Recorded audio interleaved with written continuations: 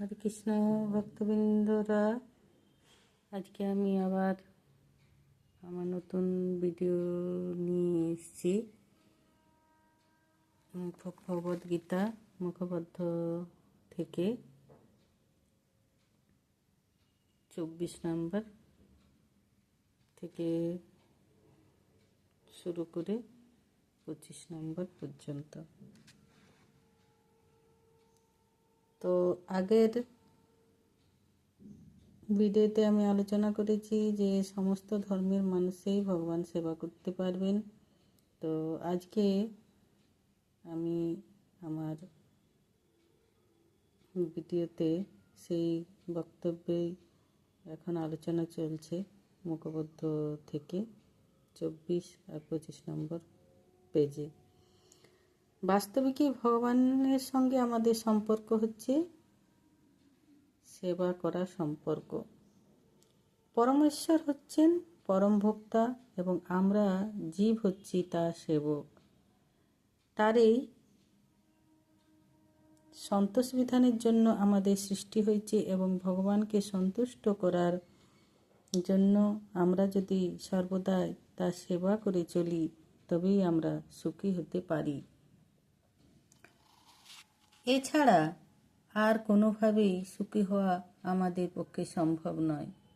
উদরকে বাদ দিয়ে শরীরের কোনো অঙ্গ যেমন স্বতন্ত্রভাবে সুখী হতে পারে না, আমরাও তেমন ভগবানের সেবা না করে সুখী হতে পারি না। বিভিন্ন দেবদেবীর পূজা করা বা তাদের সেবা করা ভগবদ্গীতাতে অনুমোদন করা হয়নি। সপ্তম অধ্যায়ে 20 শ্লোকে বলা হয়েছে, কর্মস্থৈরহৃদজ্ঞানাঃ পাপদন্তে হন্য দেবতাঃ তং তং নিয়মমস্তায় প্রকীর্তা নিত্যঃ সয়া। জড় জাগতিক কামনা বাসনা দ্বারা আমাদের জ্ঞান অপহৃত হয়েছে।